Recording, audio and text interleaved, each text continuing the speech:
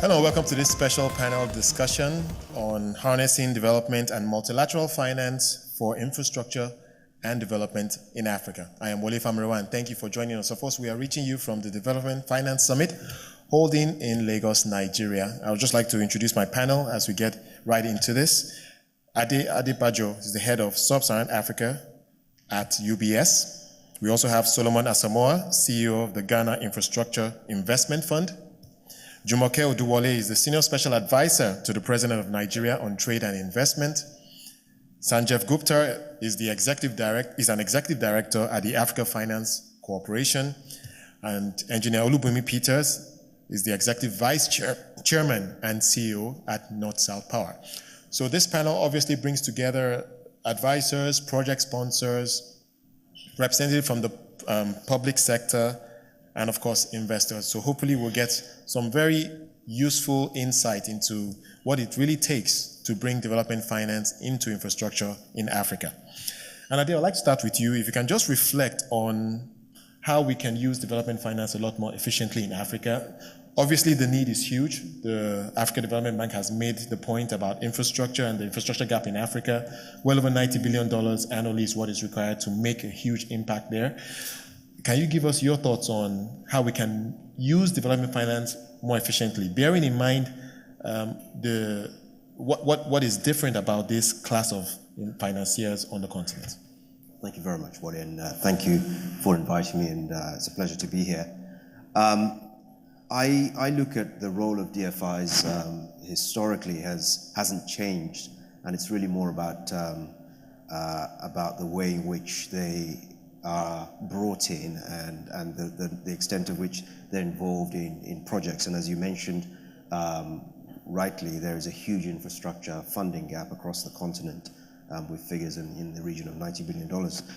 Historically, the role of the DFI, whether that's a financial institution that is representative of a single government or multilateral with several governments, is really to act as, I guess, as an anchor investor, as a catalyst to enable private sector investment to come into projects.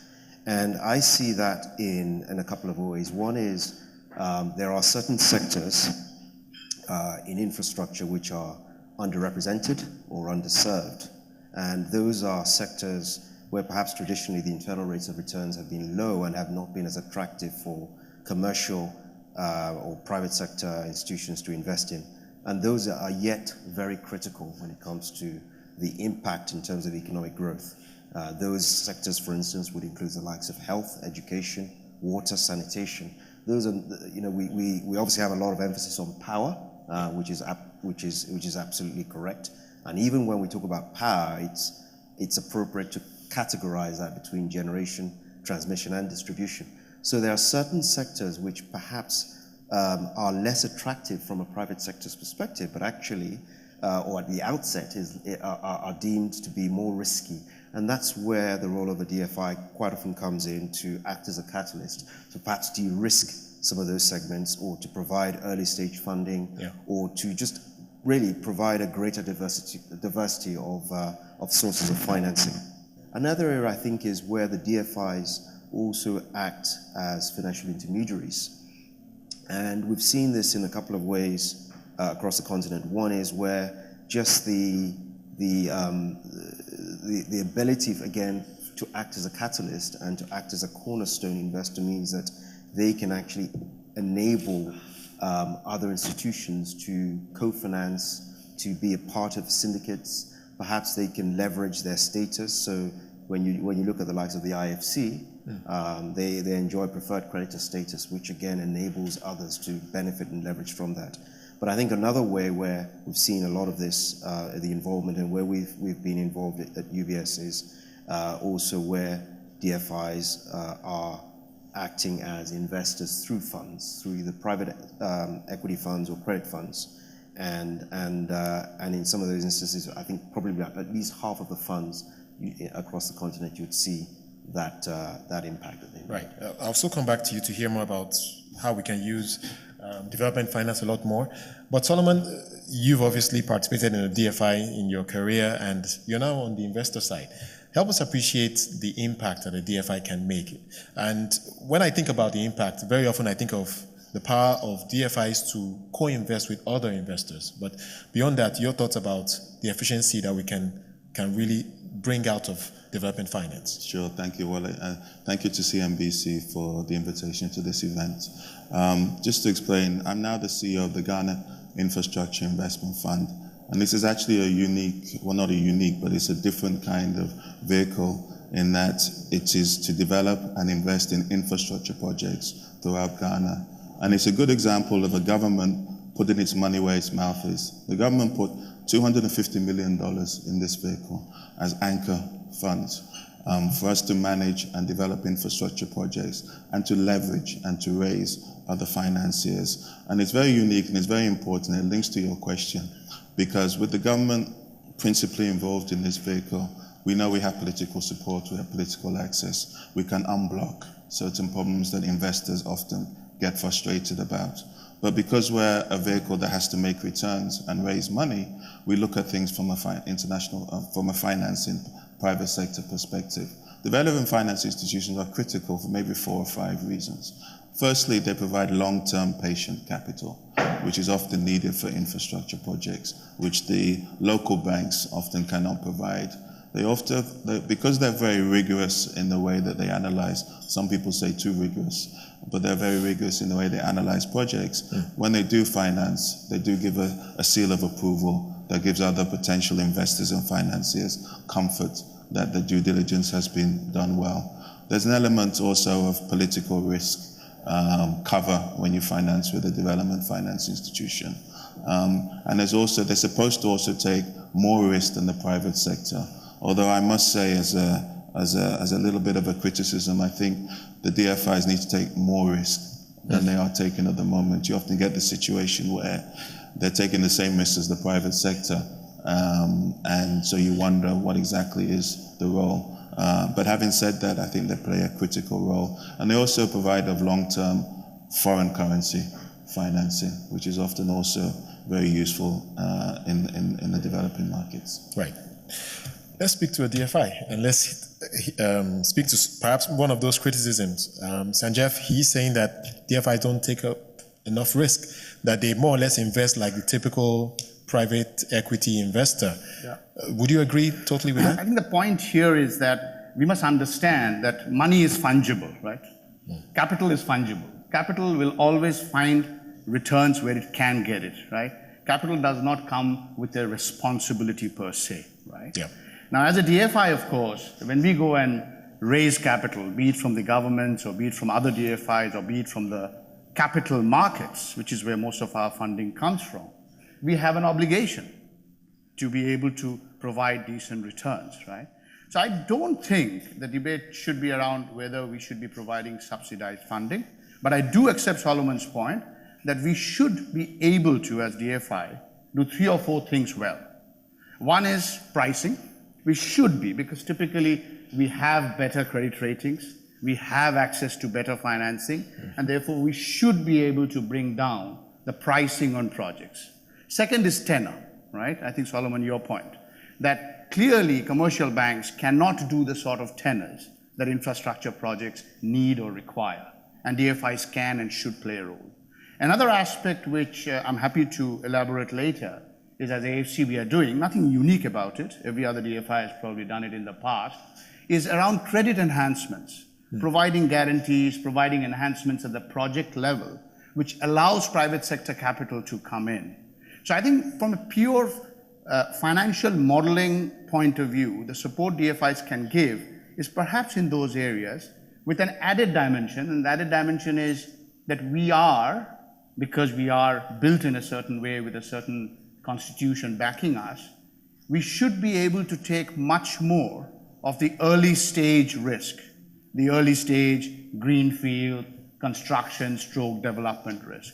And if we can do those 3-4 things together, I think the development aspect of our development financing will probably have a real sort of substance to it. I'll ask a question later about what are you looking for that would really catalyze a lot more investment and that early stage risk. But let's speak to a project sponsor here. Engineer Peters, North South Power is is managing one of the largest and perhaps the most sophisticated hydro plants in Nigeria. Can you speak to your experience in terms of funding your development and your investments in infrastructure, and how you think development finance can play a role? Essentially, let me quickly say, first of all, I want to agree with him on the fact that the DFIs need to do a lot and take a little more risk to reduce pricing in the African setting. The other thing is that we came on board with one principle that we need to take off in terms of the development in the sector by doing the right things. I think the leadership of organizations, companies in the African setting really need to redefine themselves. For you, are you speaking about political leadership now? No.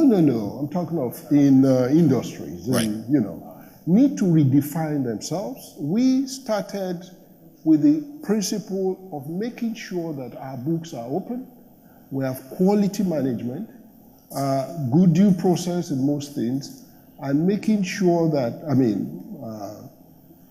proper corporate governance, making sure that when we go out there for finance, we are going to get a good support.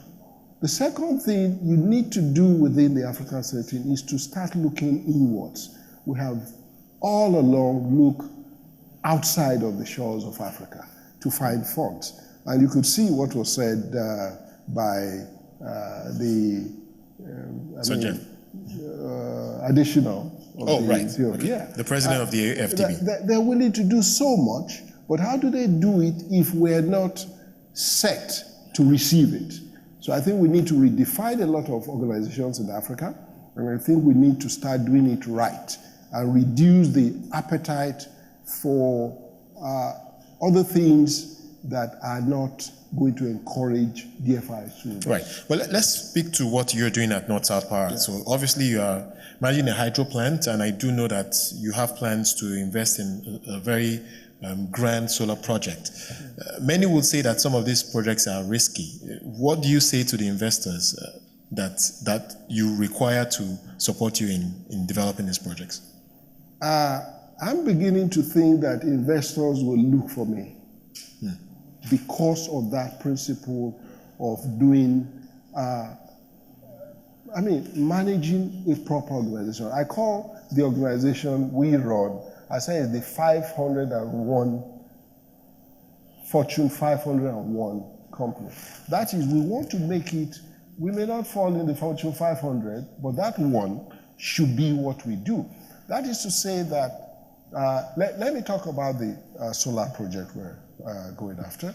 The solar project, from day one, we commenced the development plan for it. We commenced it with the hope that, even when we knew that Nigeria was not fully ready, how do you get your money paid? We were ready with the development plans, and we're saying we're waiting for the time to be right. There has to be, the time will be right when you know that people are ready to pay for the infrastructure you're developing, and the DFIs will be glad to take it on. So, while you say it's risky, we see it as prospecting for Africa. And in doing so, we're ready to be prepared so that when the fruits are ripe, we'll be the first to catch. We'll hear more about your project as we move along, but I'd like to bring Dr. Oduwole into the conversation here. And policy making obviously is needed to catalyze investment, any type of investment, including development finance. And we know that Nigeria's government has made some deliberate efforts to improve the business environment. Help us speak to how you're looking to attract not just development finance, but other types of foreign and local direct investments.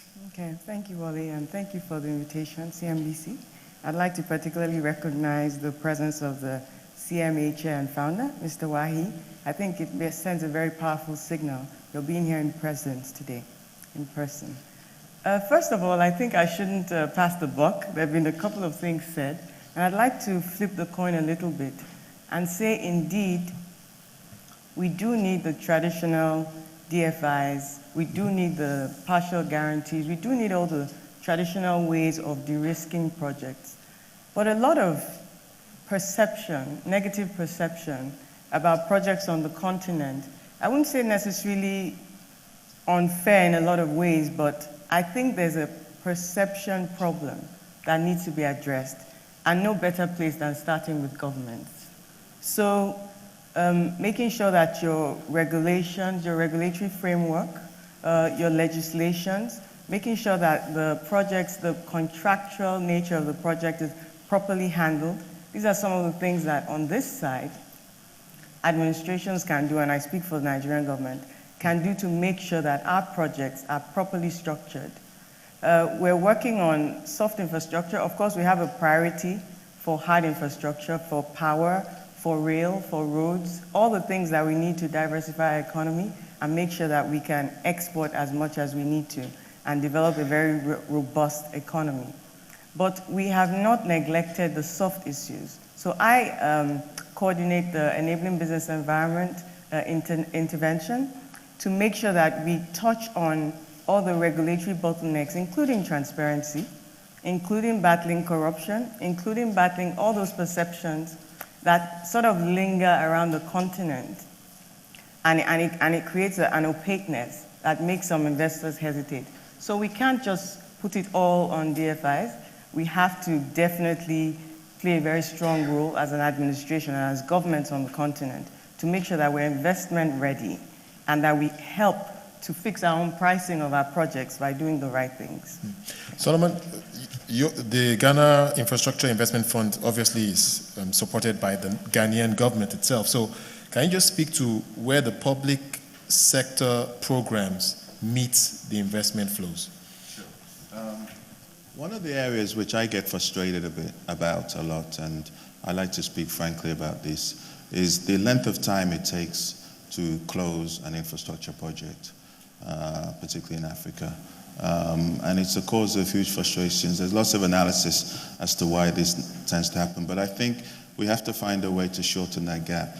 And the reason why I mention this in the context of your question is because the public sector has or the political cycle has a definite time.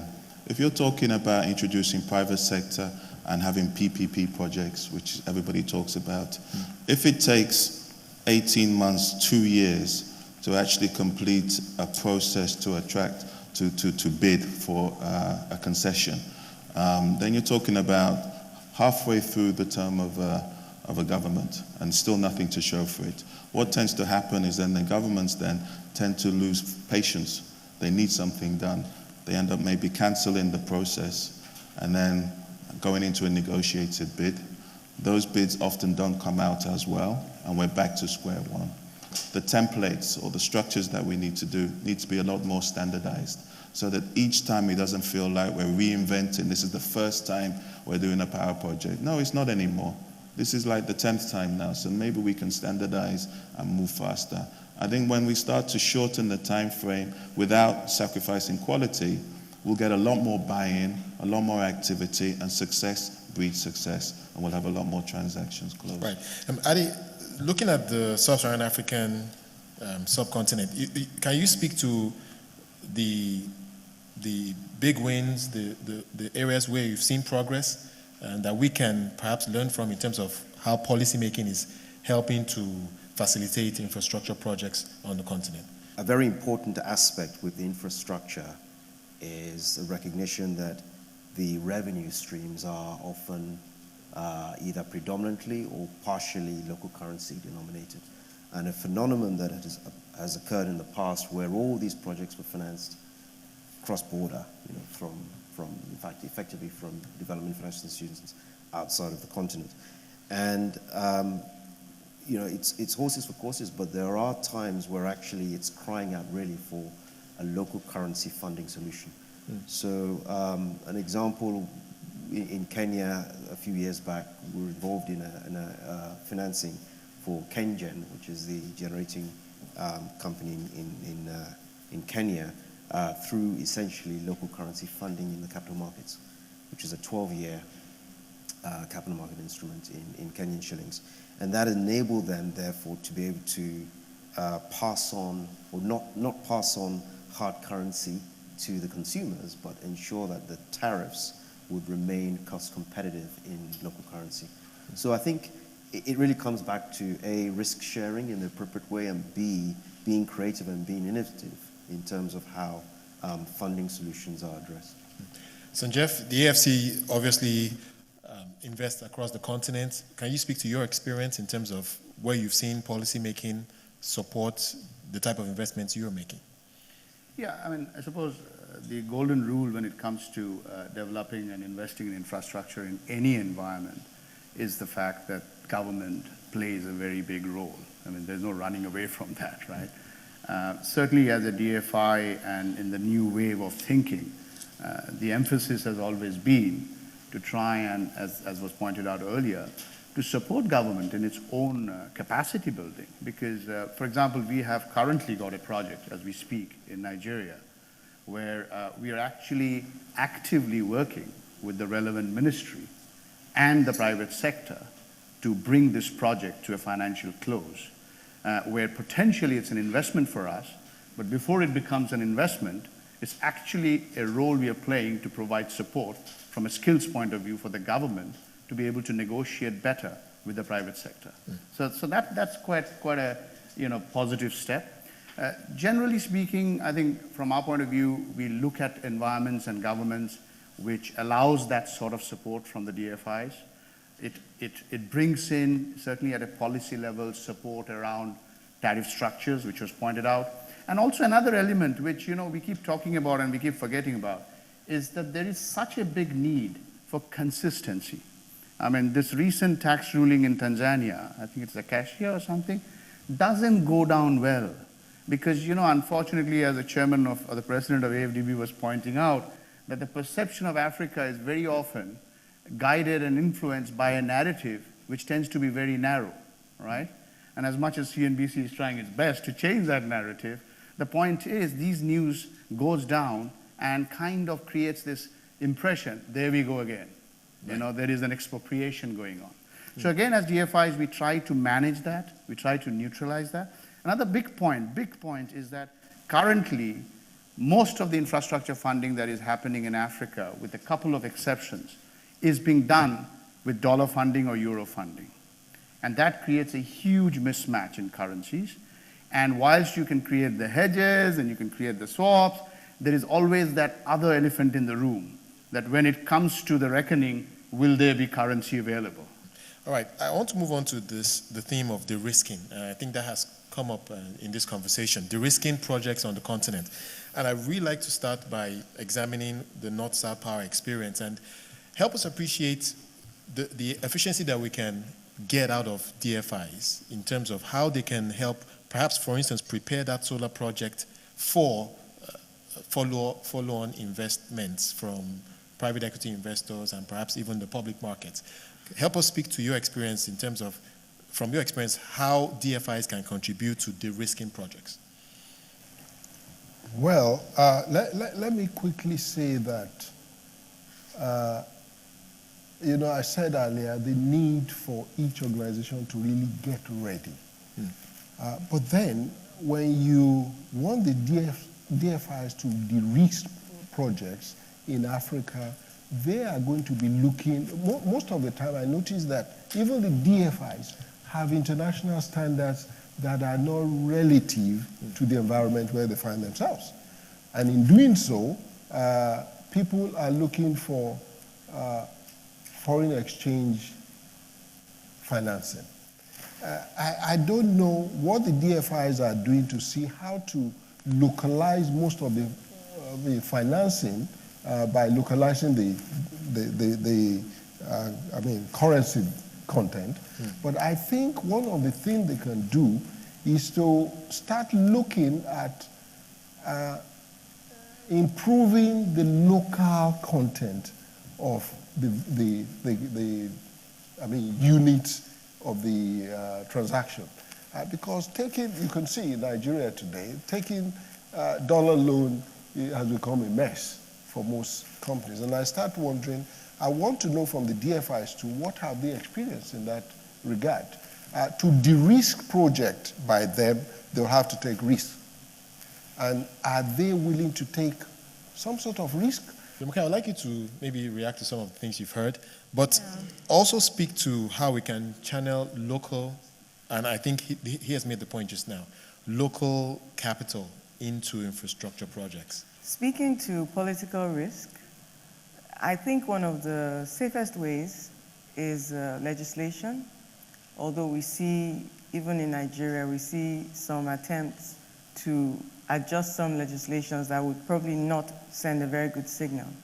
But we have to just be aware that doing things right is global.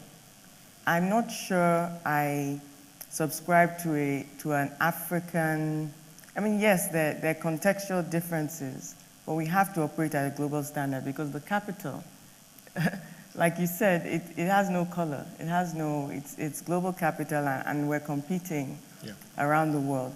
So I think global best practice is always to be encouraged. Lifting particular institutions and projects to global best standard is always to be encouraged.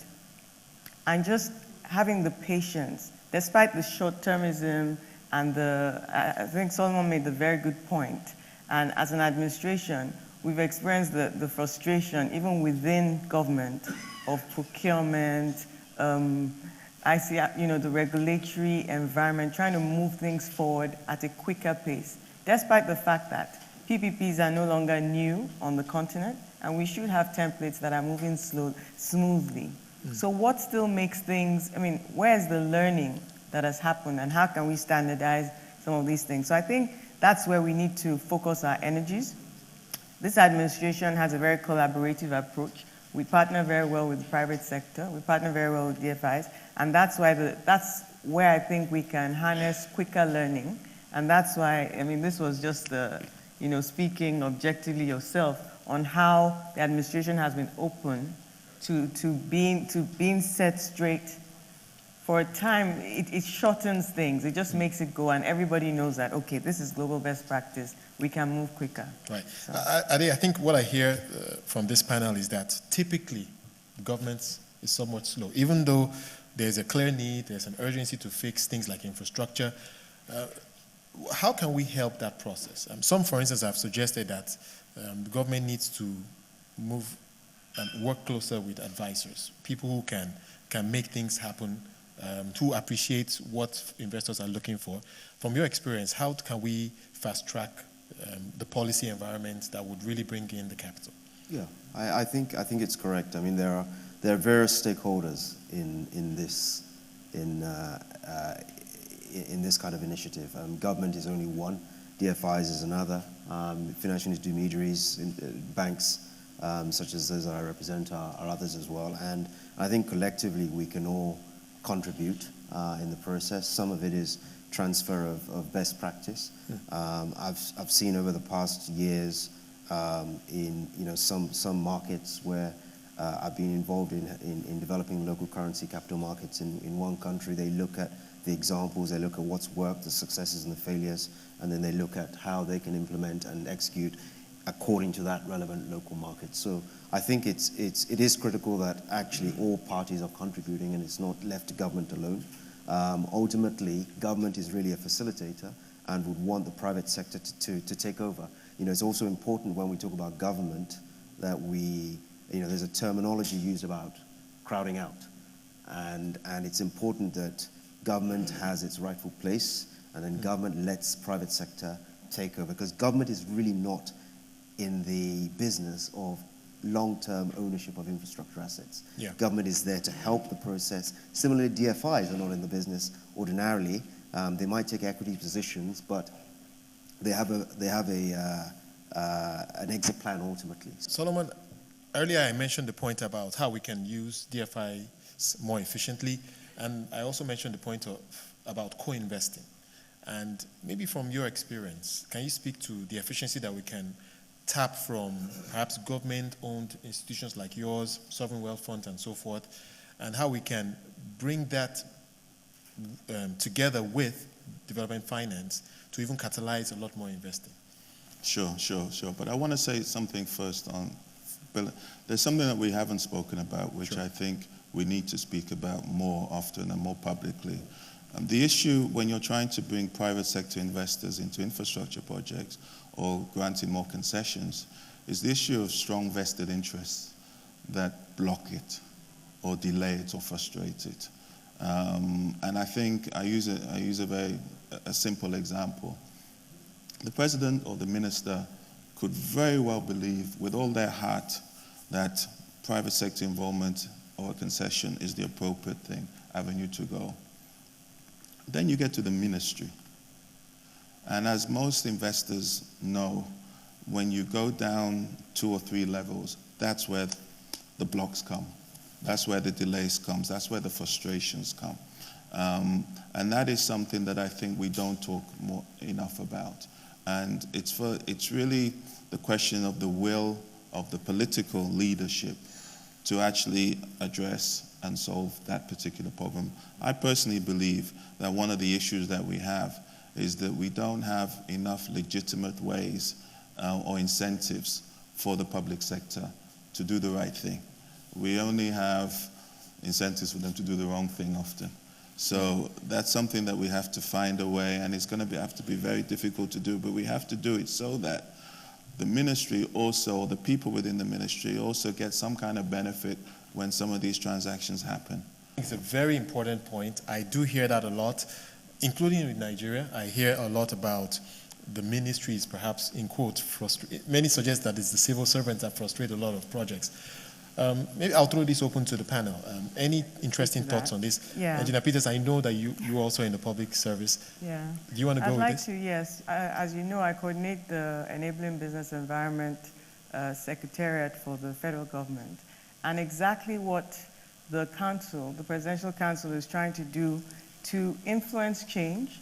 And while we're aware of all the issues, there just has to be transparency and efficiency. So the first executive order of this administration was on transparency and efficiency, and exactly going down to civil and public servants.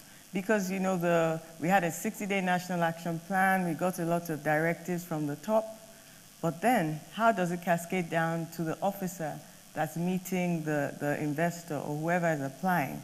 And when His Excellency signed the executive order, the one thing he said was, we cannot just sign an order and leave them to it. So we had to have workshops, we had to have cluster sessions, strategic sessions, and making them understand their place in the scheme of things, in the wider economy, and why the transparency and efficiency matters, and really holding them also accountable. So while, yes, there's a lot of, they need to be incentivized, and we are looking at some models around that, we also have to have civil and public servants accountable for, if you're in this, you need to deliver, because the economy, really, civil and public service is backbone for government. Absolutely. Developing the economy. Absolutely. Engineer Peters, I would love to hear from you on this. Let me quickly tell you that I've been in government. I mean, I served for 27 years in this system. But not too long ago, 10 years ago, I've been out. What I want to say is that any government in this country today, I'm talking of Nigeria that I know, has limited control of its objectives. Because when policies go down the line, it gets completely distorted. The ministers has an objective, you can't get it, because it's either that we need to train the civil servants to become more. When I was in service, they called me entrepreneurial civil servant. And here I am today. I mean, this is what brought me here. Because I give service. Yeah, I give service. I wasn't shy about giving service. But the civil servants that we have in this country needs to go back to the 1960 mentality to realize that they we need to clean them up. They need to believe that development is their food. May I just make a couple of points? I mean, I obviously relate to the frustration and the delays that very often get created. I think we have to be fair here. You know, nothing generally happens in vacuum, right? There's always a reason. I think without generalizing too much, one of the things that I've certainly seen in my travels and working with the public sector is that there is genuinely good intent in most African countries today at the political level and at the senior civil service level. And now I'm generalizing, but that's been my experience. Where it kind of tends to fall apart, and this is a reality that is not going to change very quickly, is that you have the practical issue of not enough skills, which is perhaps the point you were trying to make, that is backing that policy level thinking, that good intent. Because for a policy to be translated into a project requires quite a bit of intellectual capital, which governments have, but not in abundance. And that is where us as a DFI have to play a role. I think that's the one point I wanted to make. The other, if you will allow me, is just to quickly touch on the issue of crowding out and the local currency, because I don't think we can run away from the fact that today one of the biggest issues that we confront when we look at an infrastructure project, be it as a DFI or be it when we talk to the private sector or be it when we talk to an O&M guy, is the issue of currency. It's the big issue. I'm telling you now that that's where the pricing falls apart, that's where the model falls apart. There are two aspects here. One is on government policy and issues such as the bottlenecks and the bureaucracy, and perhaps there is good intent. Again, very general. Perhaps there's lack of incentives and so on. But private sector is not perfect either. But I kind of look at it and think, well, the issue of accountability really needs to come through from the top to the very bottom. And if you're a shareholder and you're investing in a business and the returns were not what it should be because there's bureaucracy and there's lack of accountability, lack of transparency, whatever is hindering on returns, as a shareholder you have the ability to vote and go somewhere else. And to some extent that issue that perhaps Engineer Peters was referring to earlier on as well has to be imbibed right from the very top to the bottom. I want you to still address the point around co-investing and how we can bring a lot more efficiency out of DFIs and funds locally. But I know you also wanted to follow up on some of the points. Yes, I wanted to know if I'm allowed to disagree with my panelists. Absolutely. To make it more interesting. So let me slightly... It takes two views to make a market. Let me slightly disagree with my friend Sanjeev. The skills deficit in ministries is an issue, but it's not the issue, I don't think. I think the issue is the lack of the right incentives and disincentives that govern behavior. But what ideas do you have in terms of incentivizing the public sector? This is kind of controversial, but I think we're going to have to face it sometime. What is the big incentive that we all have? It's to make money, it's financial. So if you can bring some elements of financial compensation for successful behavior, you will encourage it. Similarly, if people behave badly and there's no accountability, you will encourage it. So my view is that we need to go towards a more performance-based elements in the public sector. Let me ask Dr. Olu. I'll come back to you, but she did mention about the reforms that are going on in the public sector. Would there be an incentive, financial incentive plan as part of that as well? It's not an either or, it's got to be both. And so we've been looking at some models that I cannot discuss yet, but we are definitely looking at some ways to make sure that some very sort of more notorious, just to try and change behaviors of specific MDAs, but in a very practical way, we're working with ministries, departments, and agencies, not leaving them without skills.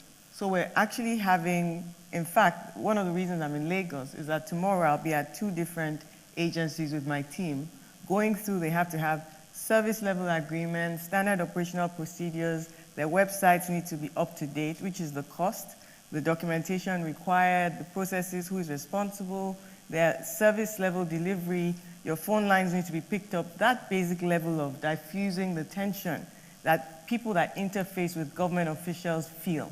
So it's very rudimentary, it's very hands-on, and there will be consequences. 2 days ago, Customs reiterated the fact that there are only 2 official checkpoints along the axis to Seme border. This is a very notorious border. These are practical Nigerian examples. It started trending on social media immediately because it's a gateway to West Africa and a lot of informal trade, a lot of smuggling, and a lot of rent-seeking opportunities, like about 60 checkpoints, all unofficial. And so trying to change that behavior from top down is really what it takes. It's not a sprint, it's a marathon. And some of you that know about the intervention and have been following what we've been doing the last 8 months know that there's a lot happening. I don't want to make it too Nigeria focused, but this is what it takes. It's granular work. Right. It's your time, Sanjeev. You know, I think it was Warren Buffett who said that if you want me to tell you how a management will behave, tell me how they're paid, right? So I think that's a given point. And I think, Solomon, we are not in disagreement because we are great men and great men think alike, right?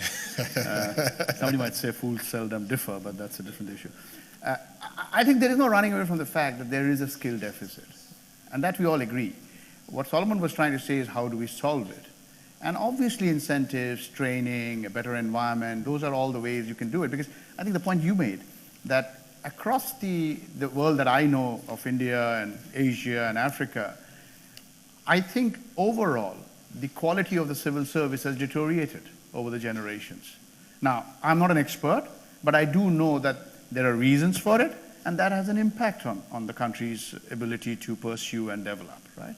And it's not going to be solved in a half an hour discussion because it's such a big and involved topic. Right? There's been a few cases of countries that have really reformed their business climates, and there's a clear model. Yeah. There has to be political will from the top. So this reform initiative is from the presidency. It has to be collaborative. So you have to move across governments. So on the council, you have a high-level member from the National Assembly, state governments, private sector.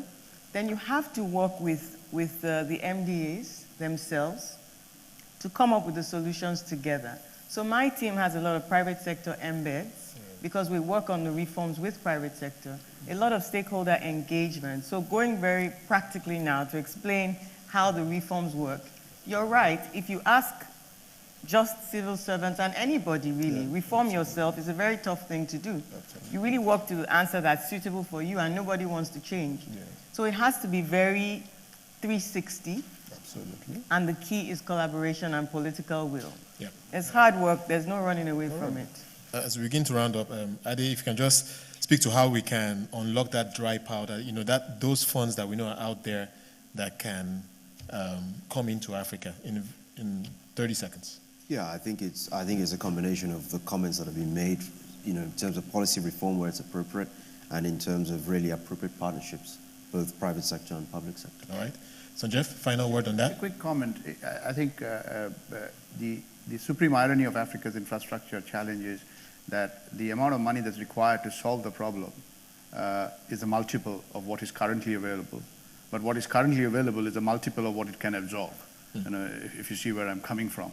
And the reason for that is what we said, the project development side. And just to quickly remind the audience and you as well, that there is an initiative on the way among the DFIs to try and harmonize and create certain rules and regulations and consistencies around which project development can happen, which can then double up along with, I think, what Solomon's suggestion was, which was to say, how can DFIs actually share their experiences, accept each other's processes, so that the whole process can be a little more efficient. We'd like to throw this open now to the audience. If you do have comments and questions concerning what has been shared today, please signify by raising your hand. We have two hands back there. I was hoping to hear some sort of solutions. The challenge in Africa has been this gap that's been recurrent. Every speaker has talked about it. There's a lot of money out there. We hear about there's so much money out there that's looking for opportunities for investment. There are huge opportunities for investment. Everybody identifies them. Some of them are visible from the air. Gas flaring, we're burning hydrocarbons. Now the gap seems to me to be political on the one side and the big elephant in the room, currency. I mean, Nigeria's a great example. Yesterday I was in the office reading a law report and this was a case was in the Supreme Court in 1990 over a currency transaction. 90 million naira was $522 million in 1984. So that just gives you an example of the risk that affects currency. I mean, Nigeria in 2016, 2015, exchange rate was 150 to 1. It went to 500 to 1, came back down to what it is today. What are the solutions? Why will things change in terms of development financing in Africa, where we have these real risks that have been consistent over the last 30, 40 years? All right. A very useful point. We'll come to the panel in a moment. Can we just take maybe one or two more questions? We'll come back to you, sir. We do have somebody at the back there. Okay, you have the mic. Please go ahead very quickly. Thank you. The biggest issue is the currency risk.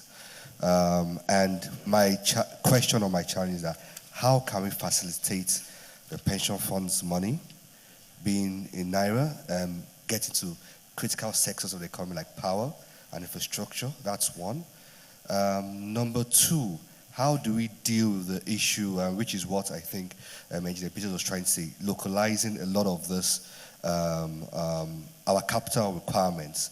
Therefore, there's not a huge dollar requirement needed.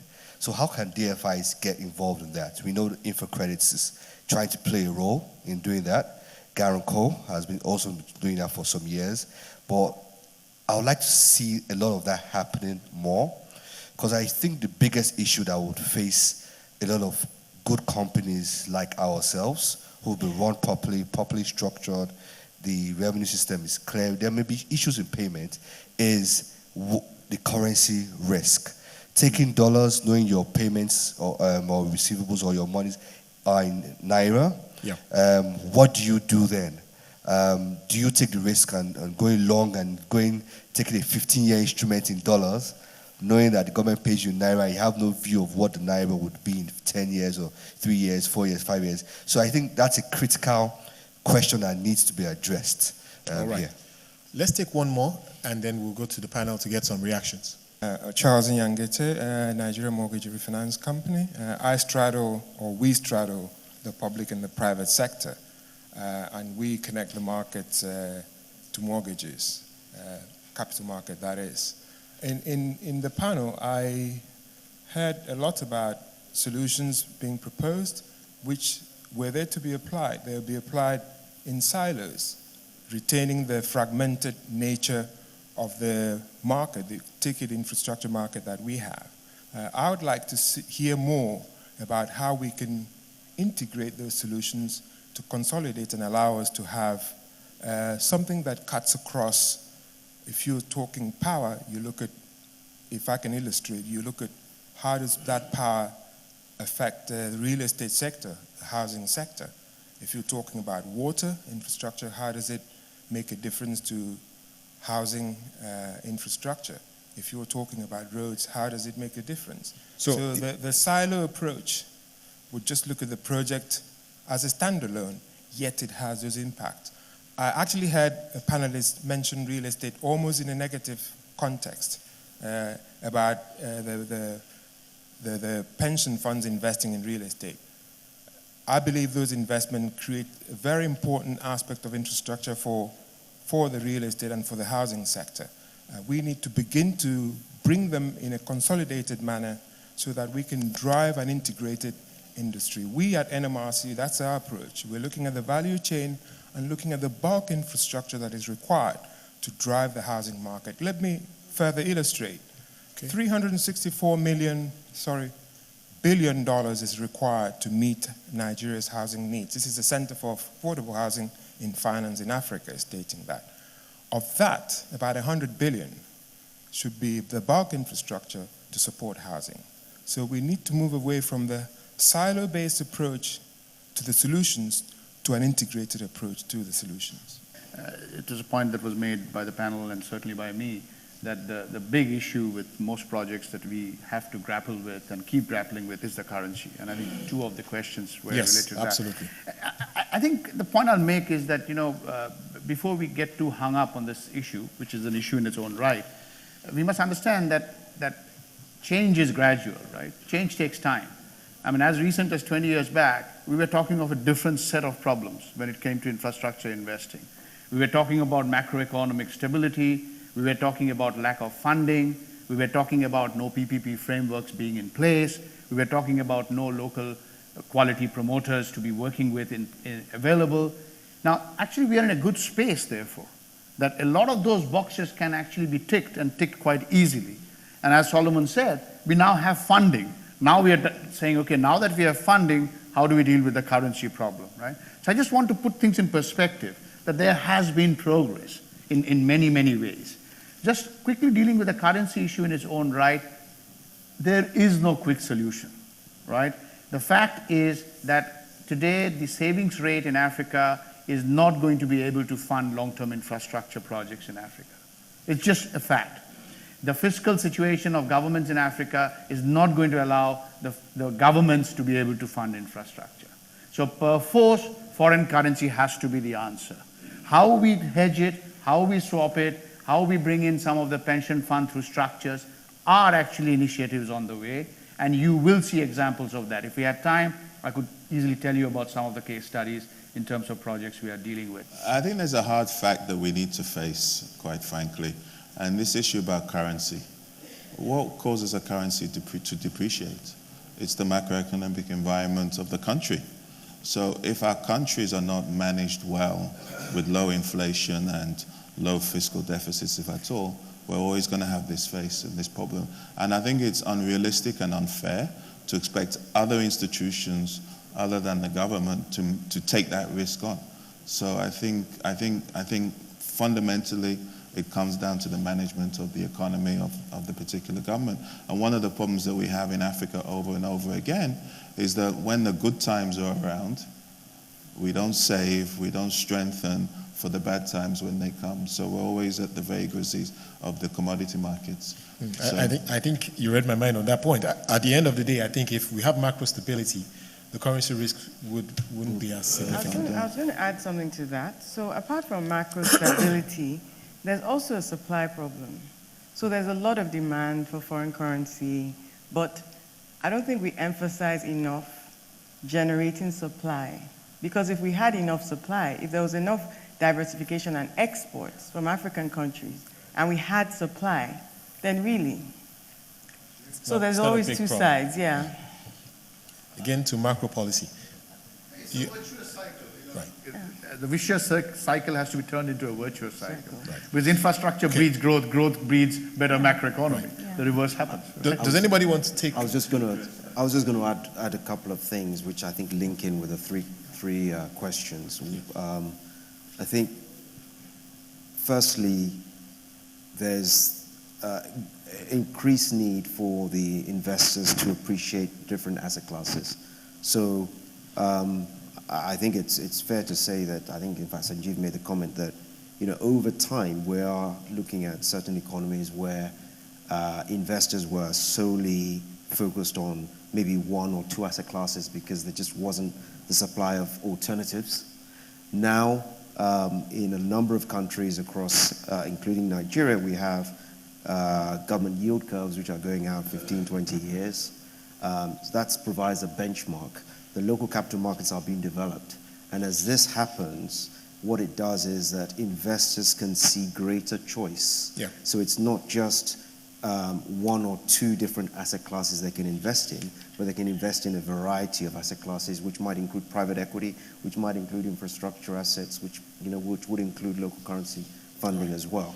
And then I think the other comment about currency risk and currency exposure, I mean, it is important, but actually you can go both ways. You can actually have in situations where the local currency appreciates and you are invested in hard currency at the time. Now, I think there are ways in which infrastructure projects can be structured and financed accordingly so that you mitigate certain risks.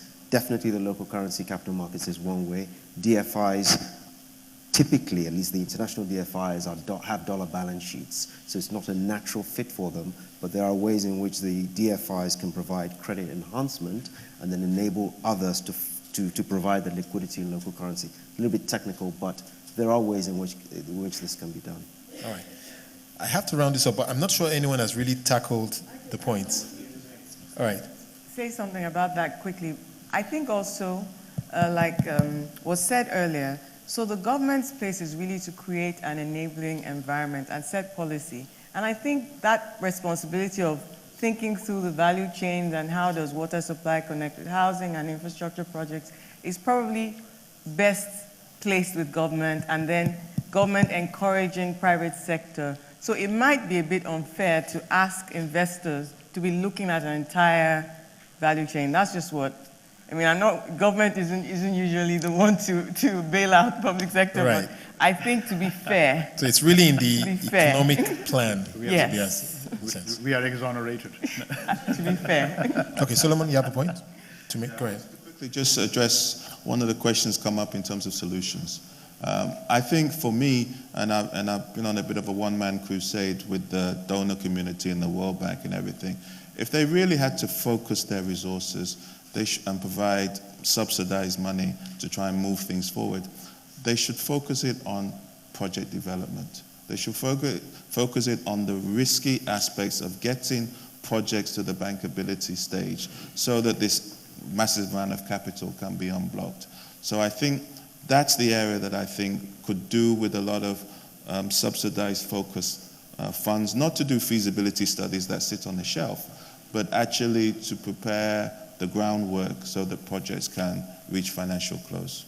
On that note, I'd like to thank my panel, just to highlight those who have been sharing their thoughts on this point. Ade Adebajo, Head of Sub-Saharan Africa at UBS, Solomon Asamoah, the CEO of the Ghana Infrastructure Investment Fund, Jumoke Oduwole, Senior Special Advisor to Nigeria's President on Trade and Investment, Sanjeev Gupta is the Executive Director at the Africa Finance Corporation, and Olubunmi Peters is Executive Vice Chairman of North-South Power. And that ends this conversation on harnessing development and multilateral finance for infrastructure development. Thank you.